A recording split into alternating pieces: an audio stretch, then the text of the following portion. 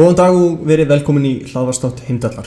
Þættirnir munu fjalla þau ýmsu mál sem brenna á í þjóðfélaginu hverju sinni, en þátturinn í dag tileinkaður efnahagsaðgerðum borgarinnar vegna COVID-19. Garðar Árni Garðarsson heiti ég og framkvæmdastjóri Heimdallar og með mér situr Veronika Steinunn Magnúsdóttir, formaður Heimdallar og þátturinn í umsjón okkar.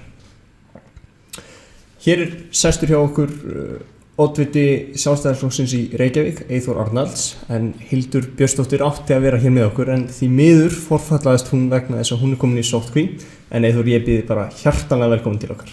Takk fyrir, takk bæði tvö. Já, núna hefur náttúrulega umræðan verið mikil COVID-19 og þetta er náttúrulega eiginlega bara eina sem tala í samfélaginu og náttúrulega aðgerðir Reykjavíkurborgar koma náttúrulega að stórum hluta frá okkur og kannski bara ef þú getur byrjaði bara, þú veist, að segja bara svona hvað ber hæst í þessum aðgerðum. Já, við komum strax með 5 tillögur inn í borgarstjórn þegar við sáum í hvað stemdi. Það var engin annar flokkur sem lagði fram svona efnahagstillögur þá, en þeim var vísa bara í hóp og út úr því kom pakki sem var okkar tillögur og síðan tillögur frá meirihlutahópnum. Það sem mér finnst kannski mikilvægast að halda því til að hafa þetta eru fyrstu aðgerðir, líkt og hjá ríkisstjórninni. Síðan verið að endurskoða þetta, þannig að í næsta mánuði þá þarf kannski að gera meira. En við náðum því gegn að meirihlutinn samþykkt að lækka skatta í fyrsta sinn. Ég meina það þurfti mikið til, en það ákveðin tímamót. Tillögurnar okkar gengu út á létta byrðarnar á atvinnulífinu og reyna þannig að bjarga störfunum, því að það best fyrir borgina líka. Því að ef að störfin ekki þá ekki útsvarsskattar og þá borgin ekki með tekjur. Borgin hefur ekki tekjur í himnum og van heldur af fólkinu sem vinnur. Nákvæmlega, og náttúrulega fasteignaskatturinn, náttúrulega lækkun hans, það náttúrulega búið að vera mikið í umræðinni og veist, en það sem maður svona rak augun í þessu var kannski að hann sem sagt, þetta tekur gildi 2021. Hefðu viljað sjá þetta taka gildi fyrr eða?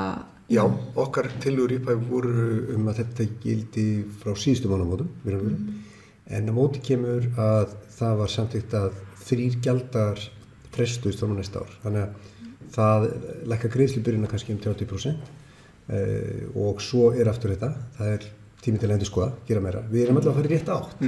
Sko, borgin hefði alveg getað að fara í hinn áttuna, svona vinstri leiðina meira og sagt hérna, að við erum að verða af tekjum, að því að það allir að fara á hausinn, þannig að við þurfum að skattleggja einhverja á móti. Já, það var ekki niðurstaðan. Einmitt, það mjög jákvætt náttúrulega að, þú veist, að einmitt borgin hafi bara tekið vel í þessar tillögur og þetta hafi verið niðurstaðan. Já, þess að maður kannski velti fyrir sér, sko, hvers vegna borgin ákveður að fara fyrir næsta ár í tillögum sem að eiga að vera fyrir til þess að bregðast við því ástandi sem núna. Þá svona kannski skrítið, allan eins og mér fannst skrítið að þeir væru að fara í þetta fyrir næsta ár. Já, við lögum til eins og sagði að þetta teki gildi frá lokum mars, en það að við erum að gefa þarna sveigjanleika upp á kannski þriðjung, þar að segja að fólk þarf ekki að borga fyrir næsta ári. Það gefur okkur tíma til þess að lækka þá gjöldin.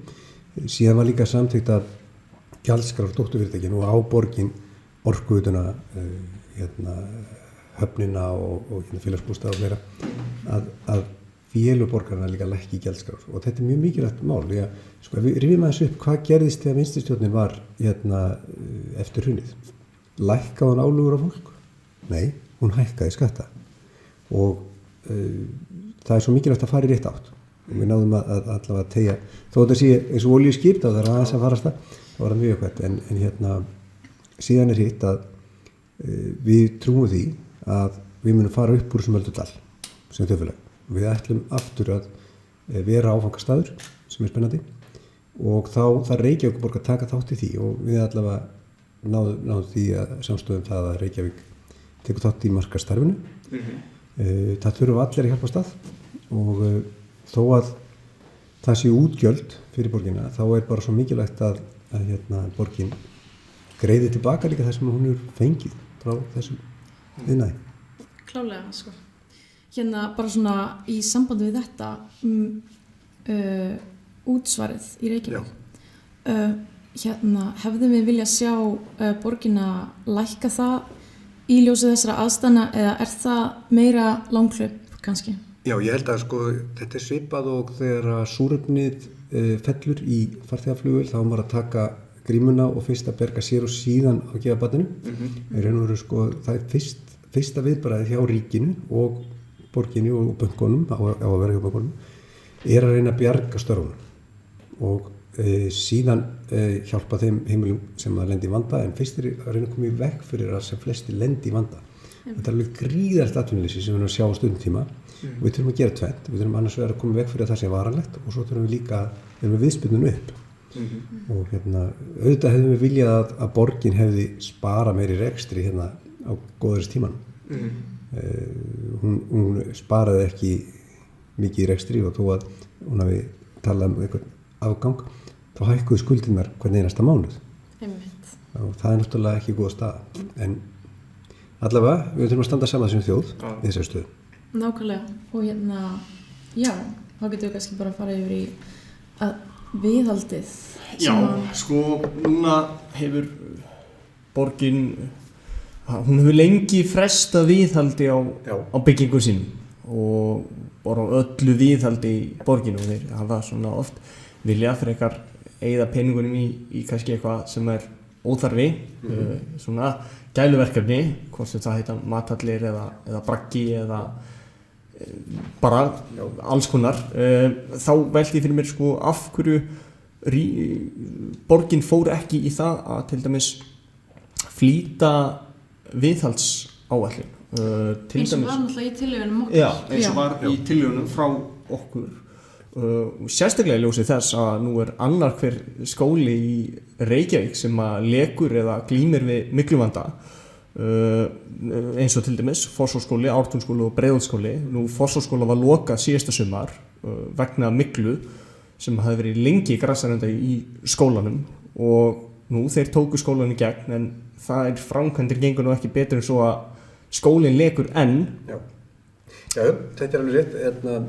Það má segja að þetta sé eitt dýrasta lánið sem að borgin getur tekið að fresta því að halda hlutunum við og það hefur reiknað út að ef þú sparar eina krónu að þá í viðhaldi þá getur það kostaði 3 nokkrum mánuðum seinna. Þannig að þetta skemmir út frá sér eins og dæmi sem þú nefnir. Það verið að vinna samt lista núna yfir hvað þetta að gera og við munum bara leggja fram frekari tillögur núna í næsta mánuði þar sem að við einmitt ítum á hvað þetta að gera. Þetta bæði gatnakerfið og húsnæði borgarinnar og fleira. Það svona uppsafnaður vandi í viðhaldinu. Líka í lagnakerfinu einhverju leyti. Við höfum séð að það hefur verið að bila. Og nú bara spyr ég hvort að það hefði ekki verið sterkt hjá Sjálfstæðisflokknum að beita sér fyrir því að fara í það að lagfæra til dæmis eins og skóla og leikskóla. Og við gerum það í þessum fyrstu tillögum. Akkurat. Og eins og við sögum þetta eru fyrstu tillögum sem voru samþykktar sameiginlega. Við höfum ekki völd en við höfum áhrif. Við náðum allavega að segja þetta í rétt átt og við bara höldum því áfram. Það bara ekkert annað í boði.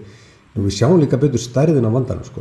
Þegar við lögum fram tillöguna þá var ekki vita hver stór vandinn væri og það ennþá ekki vitað hvenær birti til.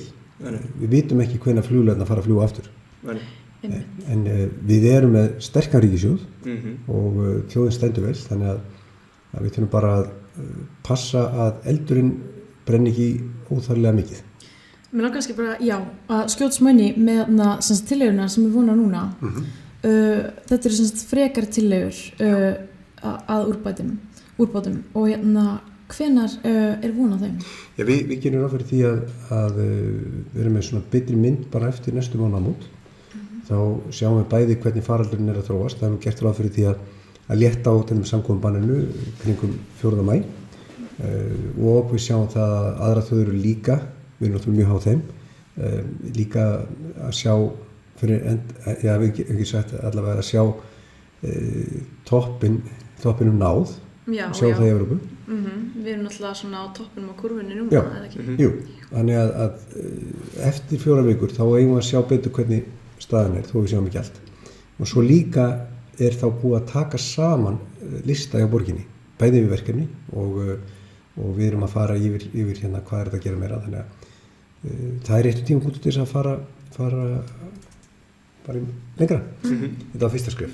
Já, og bara...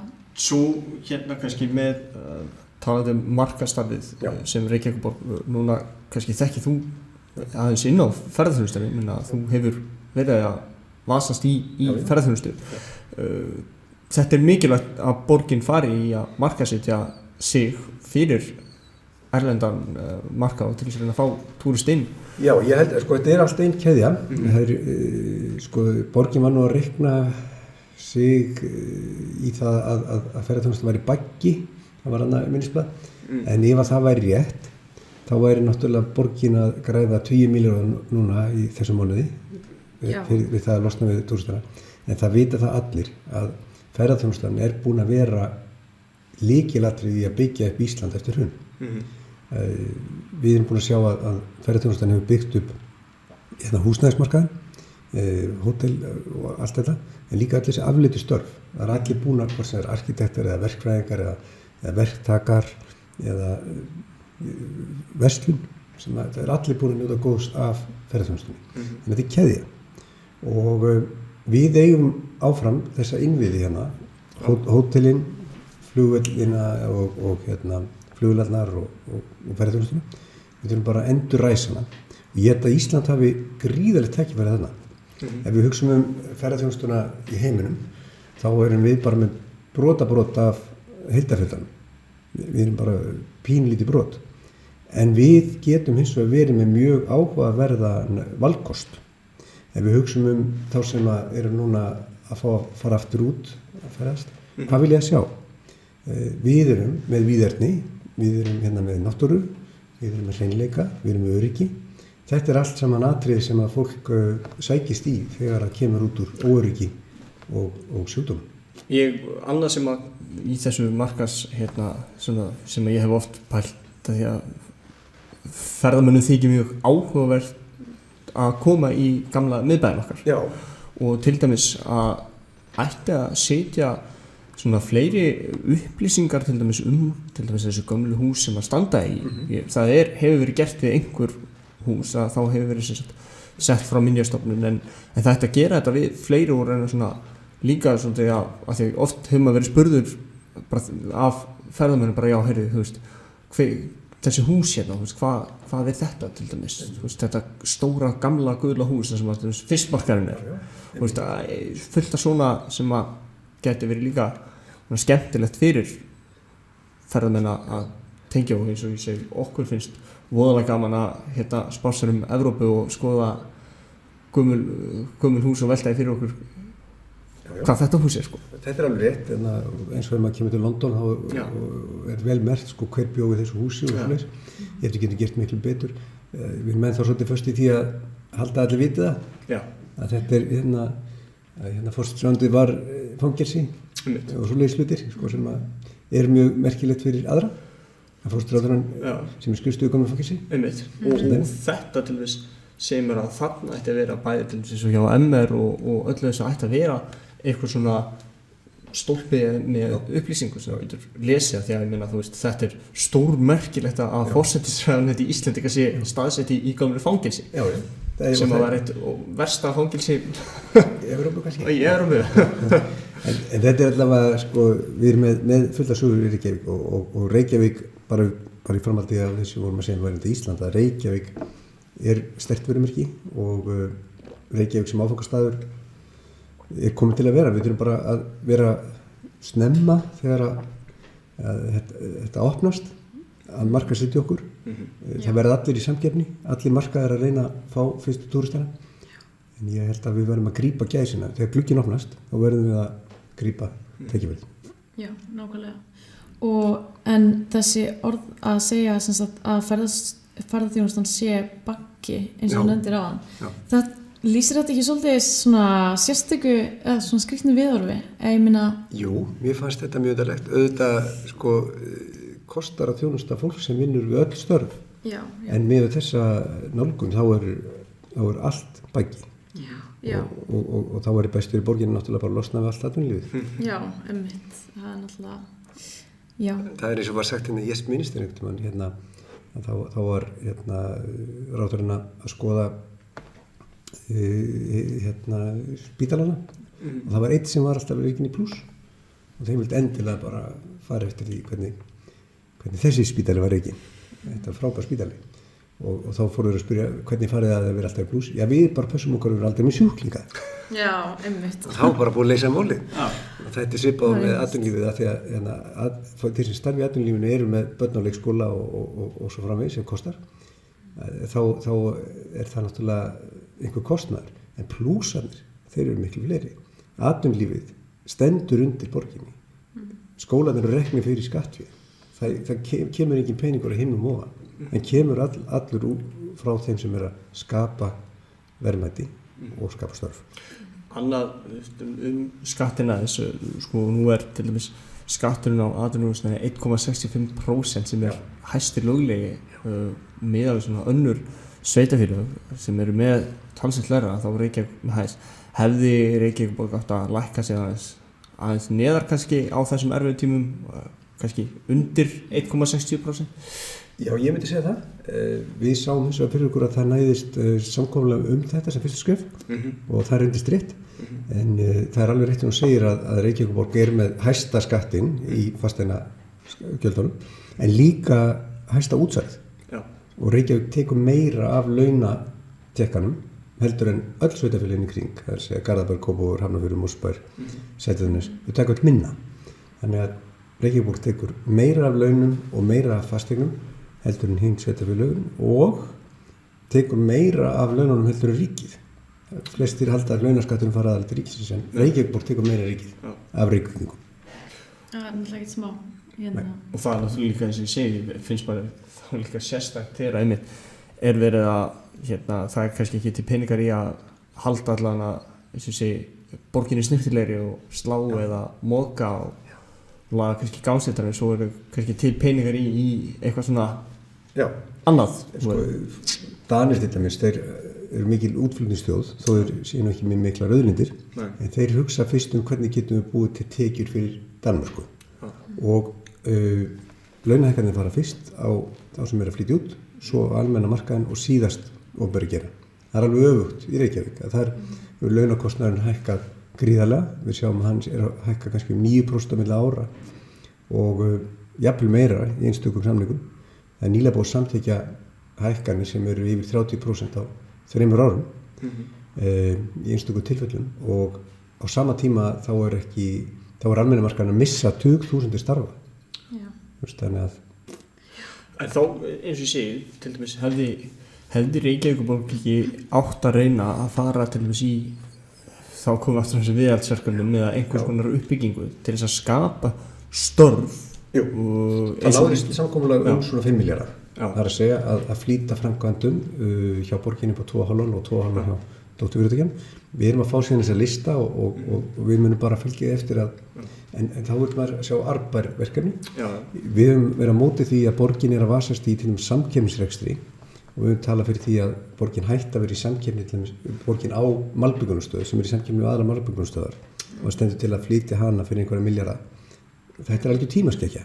Reykjavíkurborg á sinna sínum málum en ekki vera í atvinnurekstri í samkeppni við aðra aðila.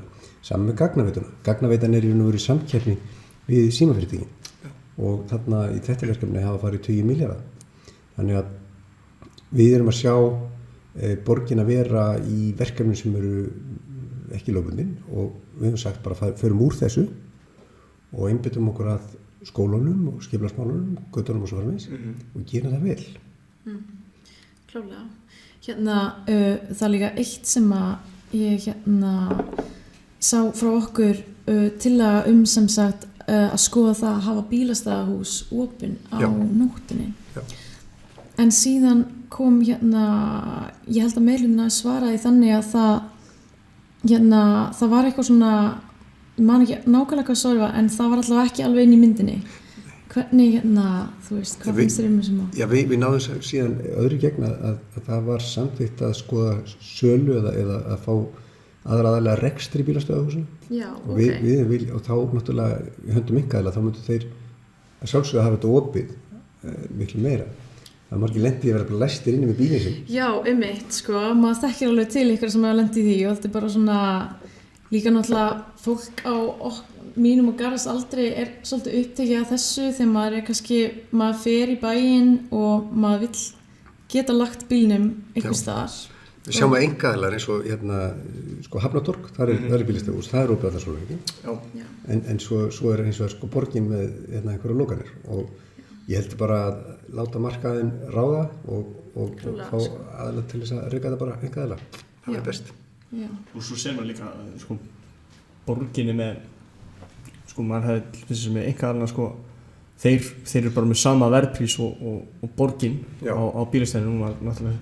Man finnst stundum bílastæðir hjá borginni vera mjög há og kannski svona þá kannski borgin í samkeppni við þú veist þessi bílastæðir. Já, og borgin sé þá svona kannski í svolítið samkeppni við þessi bílastæðahús eins og til þess bæði Hörpunni og Hafnatorgi og borgin ætti þá að vera með kannski lægri verð því að síðan það sem þessi bílastæðahús gera er að þau lækka verðin sín eftir rössáður sko. Já, ég held að vera langt heilbrigðast að bara borgin færi úr þessum rekstri. Hún á bara vera að sinna skipulagsmálum og leyfa öðrum að selja þjónustu. Mér fannst nú svolítið skrítið að sjá stöðumælaverði síðan vera að rukka eða sekta fólk hérna í miðjum faraldri. Og bara þetta er nú líka bara enn snertilegin, þú verður að snerta stöðumælin. Þannig að það væri best bara svona sóttvarnaskynið að hætta að vera með stöðumælin. Maður hefði svona kannski sagt svona þetta að ég var svona já ok, pínu spes, þú veist, þeir voru bara mættir bara strax bara og þú veist, þeir voru no mercy, en að borgin hefði kannski sagt, heyru, ok, við skulum kannski svona, þú veist, þetta er snertilegð, það er ekkert allir sem eru með, þú veist, leggja.is eða, þú veist, parka eða eitthvað svona af þessum forritum og þeir hefðu kannski þá átt að svona í þessum faraldri að svona kannski aðeins að sveigja reglunar. Já, þeir eru líka að sjá það sko að stöðmæla gjöld og sektir eru hugsuð sem stýring á takmörkuðum gæðum en við viljum sé það að það er lítil umferð það er alveg að slaka á og fókusera frekar á COVID. Einmitt, ég held að ég hef lesið það í ykkur bókun frá meirihlutanum að einmitt sko áherslan væri að fá tekjur úr bílastæðasjóði og ef sem sagt einhverjum ef bílastæðahús ef borgin myndi að einhver leyti stíga út úr þeim rekstri þá myndi skerðast tekjurnar úr þessu en alltaf skilur við áhersla á að fá tekjur frá þeim sem eru á einkabílnum og þetta er þessi svona smá aðför ég held að ef að bílastæðahús eru selda þá getur borgin fengið bara annarkvort beina tekið bara við sölu eða þá bara einhver profit sharing að því þannig að það er að mísa leið til þessum en það bara væri miklu sveigjanlegra ef einkaaðili væri að sjá þetta og hugsanlega er þau skemmtilegri nýting á þessu kannski að nota húsin í eitthvað fleiri heldur en barastæði það var kannski eitthvað skemmtilegt inn í þeim ef einkaaðili væri alltaf að reka þessi stóru húsnæði. Já, það er bara almennt þannig, þú veist, einkaaðilar eru oft betri að reka ýmislegt. Það er bara staðreynd. Þá ertu til að koma með, sko, þú veist, þú þarft að halda einhverjum ákveðnum gæðum uppi svo fólk sæki vöruna en borgin, hún þarf ekkert að, þú veist, þeir þurfa ekkert að, þú veist, vera eitthvað að stressa sig á ákveðnum gæðum eða að því að, þú veist, þeir eiga þetta og fólk þarf að nota þetta. Já, þeir hafa svona einokun á þetta svolítið. Já, kannski getur sendið kvörtun til Reykjavíkurborgar en það er enginn sem að þarf að bera ábyrgð á því, skilur. Nei. Sama svona svo þegar þú ert að labba og það er þá að vera mokað, þú veist, en það er mokað þannig að þú veist, búa til, þú veist, risa snjóskafl á miðjum sko gangstéttinni þannig að þú þarft að einhvern veginn klofvega yfir stóra snjóskafl. Þú veist, það er svona ýmislegt svona sem að borgin þarf ekki að vera pæla í sko. En við sjáum bara til þess núna hvernig einkaaðilar eru að koma nýja lausnir eins og við erum að tala fyrir þetta spjall að veitingastæðir eru komin með heimsendingaþjónustu og menn er að bjarga sér. Einkaaðilar þeir bregðast við breyttum aðstæðum og þeir hlusta á kúnnan vegna þess að kúnnin er kóngur fyrir þeim. En stundum eru opinberir aðilar þannig að þeir líta svo að þeir séu bara áskrifundur af skattekjum og þurfi ekki það. En það vantar svolítið þetta enska orð public service, almanna þjónusta, þetta þjónusta, veist, og það kemur alltaf svolítið hroki í svona, sérstaklega þegar fólk er búið lengi við völd, að þá svona einhvern veginn finnst það eiga bara völdin. En þess vegna er einmitt rauk fyrir því að Reykjavíkurborg sé ekki í einhverjum rekstri sem aðrir geta sinnt. Hvernig það, sko, nú hefur maður samt séð að það er til dæmis á sumrin einkafyrirtæki sem að sér að slá og fleira. Borgin var áður fyrir með, bara sér, er það ekki deild innan?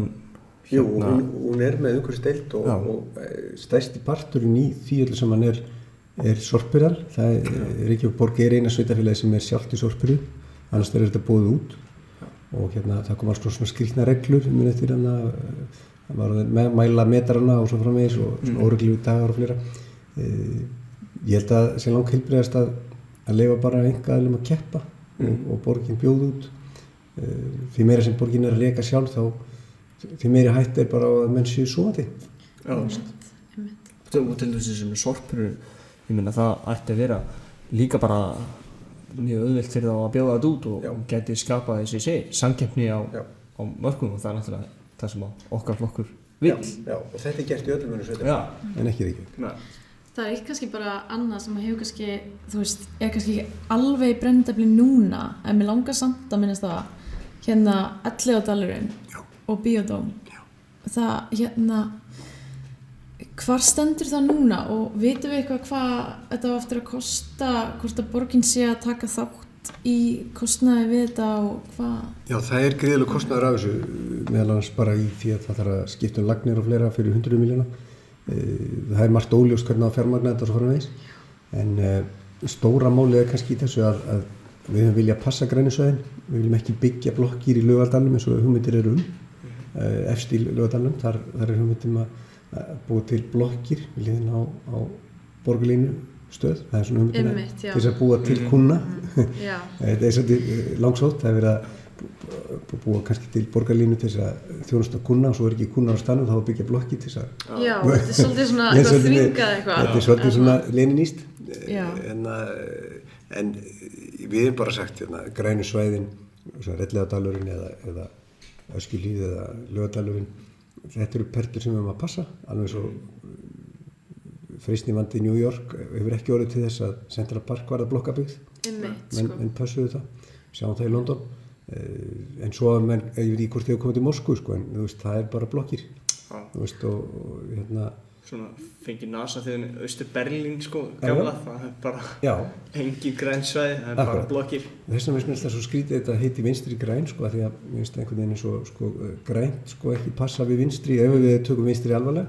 Það er að segja að menguðustu svæðin eru í kommunista- og sósíalistaríkjunum, hvort sem það er Sovétríkin eða Rauða Kína eða Indland. Þar eru menguðustu borginnar og umhverfis slysinn hafa verið stærst í þessum löndum. Þannig að vinstri grænn, það er svona, það er... Vist versum niður. Já, þess að ég tel að frelsið hendi best í umhverfismálum, því að við viljum öll hafa hreint í kringum okkur og einhvern veginn þegar eftirlitsaðilinn er sjálfur í rekstri, eftirlitsaðilinn er sjálfur að menga, þegar ríkið er með allt, að þá er enginn til þess að passa upp á ríkið. Annað sem að ég hef velt fyrir mér, nú hefur verið mikið alltaf í umræðinni þessi umhverfismál og að þú veist, það er verið að taka plastpoka úr verslunum og minnka plast og flokka plast og þú veist, það er bara plast, þú veist. En svo sér maður núna að nú ríður við heimsfaraldur og við erum með plasthanska og við setjum á okkur plasthanska og við snertum kerruna og svo bara hendum plasthanskanum og svo tökum við annan plasthanska til þess að opna bílhurðina og tökum hann.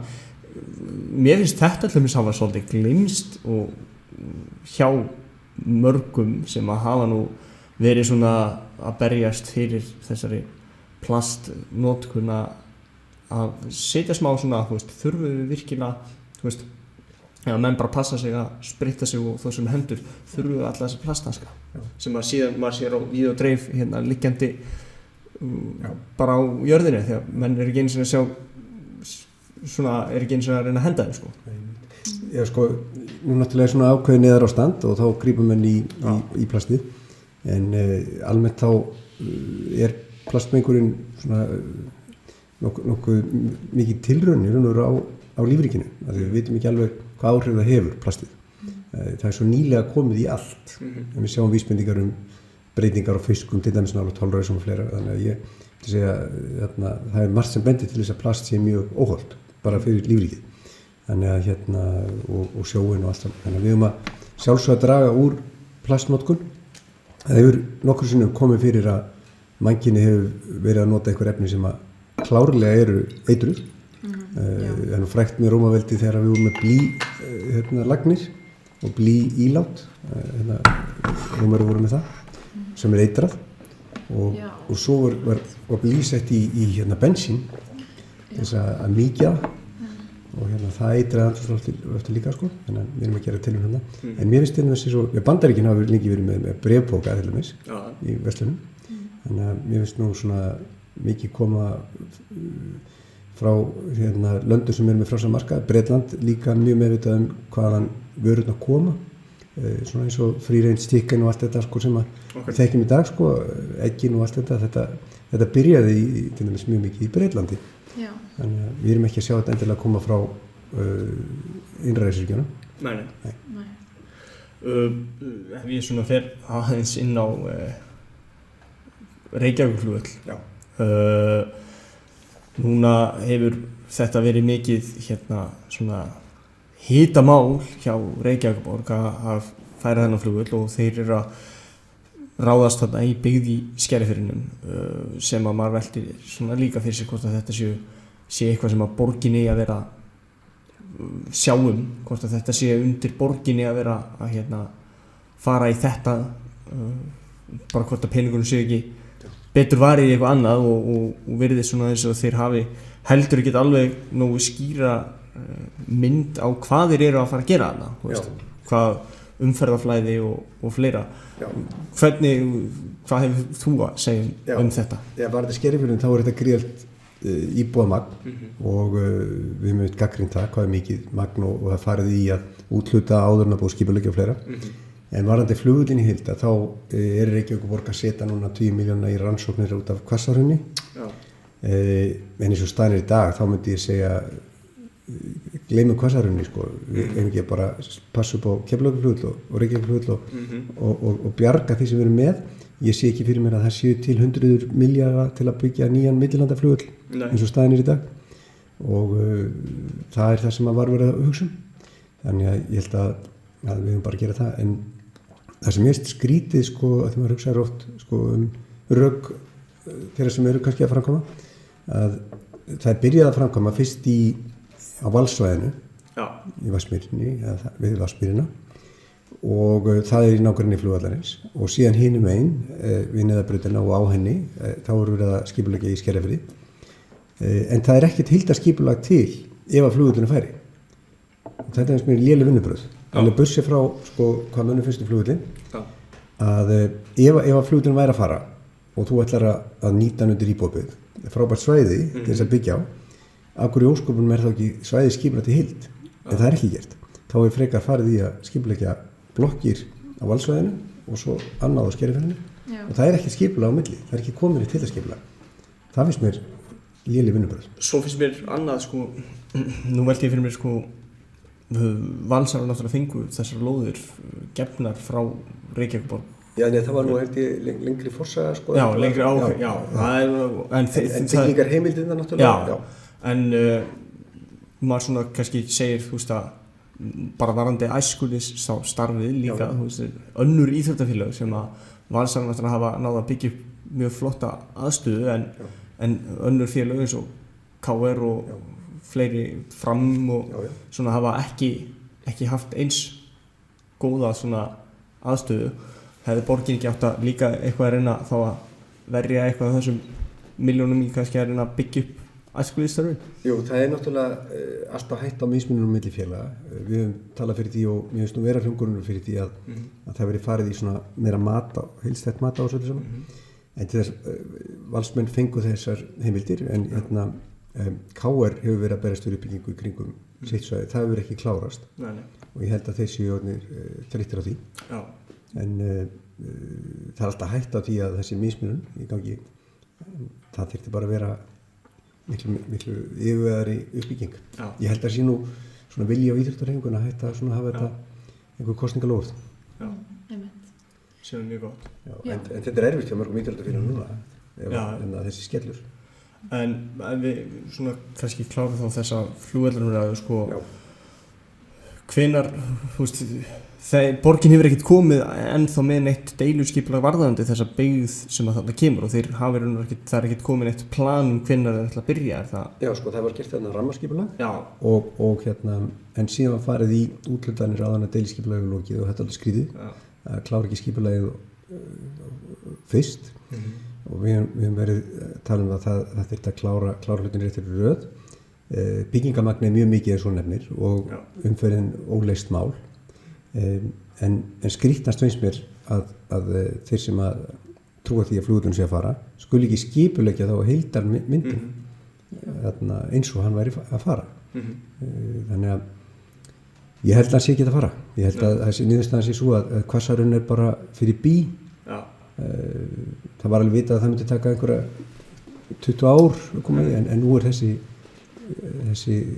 kreppa í raun og veru, hún segir okkur það að við þurfum bara að passa Keflavíkurflugvöll. Nú hafa menn oft skellt hjá Sjálfstæðisflokkinn að þeir séu að vinna eftir hagsmunum.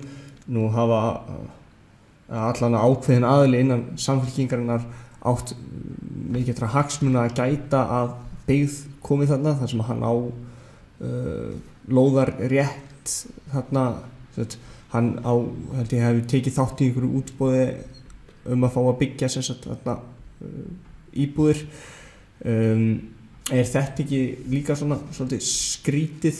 Það er alltaf hægt hagsmuna árekstrum allir búa einhver staðar og tengjast einhverjum en málið er að hafa þetta bara upp á borði og svoleiðis en ég hefði talið að það hefði átt að byggja upp á hagstæðri stöðum sko, sem er meiri friðurum.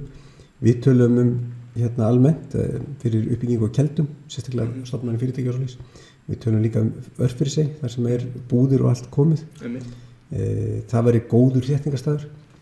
Ég sé ekki fyrir mér bíllausan lífstíl eins og vel í Skerjafirði, eins og til dæmis bara út í Örfirisey, þar sem er alla verslanir komnar.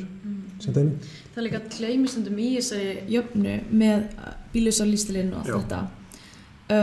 Þú veist, hvernig fer fólk síðan út í búð? Þú veist, fer það labbandi með alla pókana? Þú veist, ertu að til dæmis nú bý ég í miðbænum og það var, þú veist, bónus á Hallveigarstíg ásamt bónus á Laugavegi, en núna er bara bónus á Laugavegi reyndar, komið eitthvað dýrari verslun hinum megin, en það er bara svona málið, þú veist, það er ekki alltaf verslanir alveg í kringum byggðina, þannig, þú veist, hvernig sem að vera að taka þetta allt með í reikningin alltaf. Já, og ég sjáum að sko að bíllinn, eða einkabíllinn, hann er ennþá mjög sterkur á Íslandi. Já. Og þó við sjáum einhverja breytinga á ferðamönnum, þá er það aðalega þannig að það hjóla fleiri og það labba færri. Það er svona aðalbreytingin. Já. En almenningssamgöngur, sko, þær eru í þessum 4-5% svona af ferðum, en einkabíllinn er eitthvað 57% hefurleis. Þannig að af þeim sem er að fara bara á einvegum og svo er líka farþegar. Þannig að ég held að bara bíllinn hann er komið til að vera á Íslandi. Já, það er bara nokkuð augljóst. Já. Síðan er bara, manni finnst bara skrítið að sé svona smá verið að íþyngja bílnum bara, þú veist, almennt vera, þú veist, það eru þrengingar hér og þar sem borgin er að standa fyrir og já, þetta svona skýtur svo skökku við að því, þú veist, það eru náttúrulega barnafjölskyldunar og bara allir sem að náttúrulega treysta á þessar samgöngur. Já, og svo líka, ef þú ert að fara að byggja upp samfélagi svo þannig í Vatnsmýrinni og í Skerjafirðinum, nú ertu með Melaskóla sem er sá skóli sem að Skerjafirðin til sprunginn og þá þarftu væntanlega að fara í það að byggja nýjan skóla þarna og það er svo mikið sem að einhvern veginn við þetta sem að ekki búið að hugsa, þú veist, hvar á að fá peningana fyrir þessu, hvernig á að framkvæmda, þú veist. Og svo, þetta er nefnir Melaskóla. Það væri nú ágætis byrjun að laga aðgengi fyrir fatlaða og klára viðhaldið á þeim skóla, þannig að áður líkra haldið. En það eru ákveðin tækifæri í þessari skyndilegu kreppu sem við erum í. Við erum öll farin á Webex eða Teams eða Zoom eða eitthvað forrituð sem þið eru sjálfsagt að nota í ykkar starfi og svona. Já. Og ég held að það sé svona skyndi námskeið sem að við og allur heimurinn er að taka í fjarvinnslu. Og ég held að við getum kannski nýtt þetta líka til þess að búa til sveigjanlegri vinnustæði og skóla. Og opnunartími getur verið aðeins sveigjanlegri og þetta verður svona hluta lausnin í umferðinni. Það við séum ekki öll að keyra á sama tímanum í sömu áttina. Þannig að við höfum líka spotta tækifærin, við höfum að sjá tækifærin. Þessi tækni er búin að vera til allan tíman. Núna var hann tekinn í notkun og við höfum að nýta hann áfram, eins og í skólastarfinu. Einmitt. Það er gott að horfa á jákvæð.is. Getur líka að spara hönnun þessar umferðarteppur sem að verða. Þú veist að við sjáum þú klukkan 8 á morgnana er ekki mikið af bílum á Hringbrautinni eða Miklubrautinni. Já, þetta er í aðra áttina alltaf. Já, þetta var að segja aðra áttina. Og á sama tímanum við sjáum að nýtingin á hraðbrautunum eða vegunum er mjög slæm. Og þegar þú ert með háanna tíma með kannski fullar akreinar öðrum meginn og tómar hinum meginn, þá ertu kannski með 50% nýtingu. Já, einmitt. Og ef þú horfir á einhvern rekstur, flugvélarekstur eða hótel eða eitthvað og hámarksnýtingi væri 50%, það er eitthvað að. Já.